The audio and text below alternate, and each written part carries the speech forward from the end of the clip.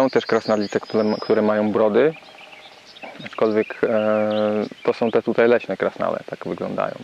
A te, które już przechodzą do miasta, no to one starają się trochę już w ten miejski styl się wpasować, więc golą brody i wyrywają brwi i tak dalej. Nie jest prawdą, że krasnalice muszą nosić brody. Krasnalice zazwyczaj golą brody i nie widać tego, że powinny je mieć. Golą się. Systematycznie się golą.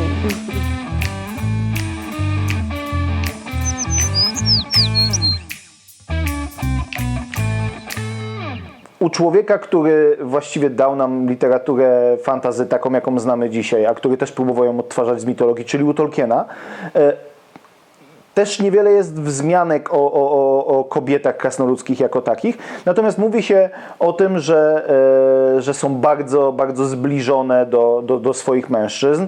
W filmie jest to już jasno i wprost powiedziane, że kobiety krasnoludzkie mają brody.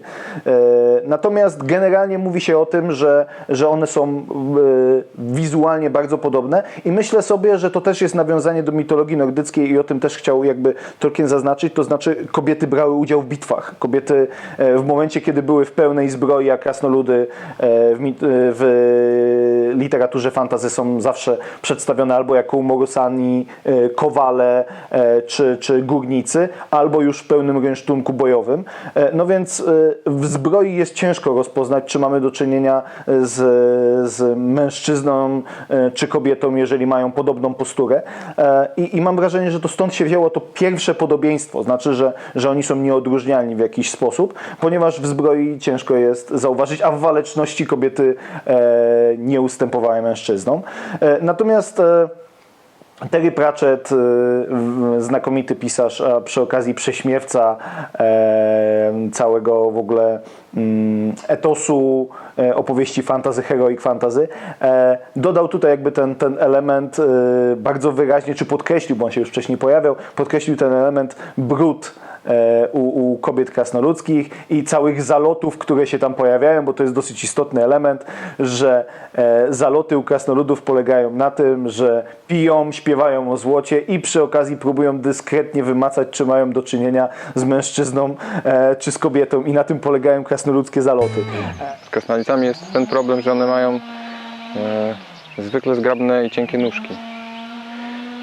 Jeśli chodzi o ich montaż i ich trwałość, no to tutaj muszę stawać na głowie, żeby i kombinować, żeby te krasnalice wytrwały kontakt z różnymi zakochanymi i mocno szarpiącymi turystami. Więc jeśli chodzi o krasnalice, to tak, to jest jedna rzecz. A druga, no ciągle jest ich za mało, wydaje mi się. No krasnal jest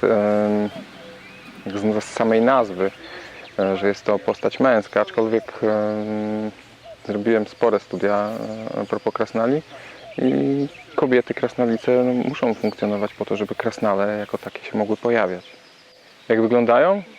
Znaczy, ja mogę długo opowiadać, bo tu do nas przychodzą cały czas, regularnie pozować nam. I są przeróżne, no, tak jak przeróżni są ludzie, tak przeróżne są krasnale i z charakteru, i z wyglądu, i są szczupłe, grube,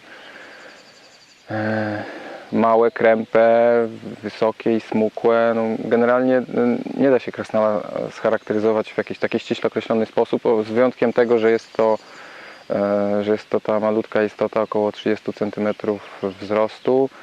Jeśli chodzi o krasnalice i o to, że powstało u nas ich najwięcej, to chyba wynika głównie z charakteru autorki, z charakteru Marty, która bardzo dba o to, żeby parytety, żeby była równowaga w tym, tak? Trudno powiedzieć, czemu jest mniej krasnalic, ale chyba się powoli wyrównuje, bo widziałam, że coraz więcej się pojawia krasnalic, ale krasnale przeważają. No, jednak ród męski jest liczniejszy wśród krasnali. No, na pewno musi mieć brodę.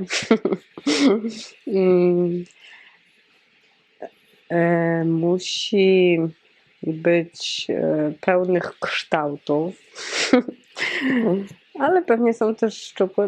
Myślę, że nie ma jakiegoś przepisu na krasnalice.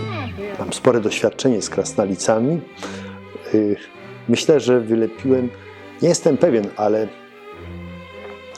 no, na pewno 6, może 8 krasnalic już jakby jest moim dziełem. Współczesna krasnalica przede wszystkim jest bardzo modna. No, podglądają świat ludzki, śledzą za modą, śledzą za trendami w makijażu. Duże piersi mają, ponieważ są małe. No i chodzi o to, żeby łatwo można było z daleka określić płeć. Chciałyśmy stworzyć dla Karmelka siostrzyczkę, ale narzeczoną dziewczynę. Jest to jednak dosyć dużo pracy i ciągle tutaj nie możemy się wyrobić. Właśnie, tutaj byłby problem, czy ona ma mieć brodę, czy nie. Na pewno miałaby różową już sukienkę. Już tu byśmy poleciały w róż. A smak no truskawkowy.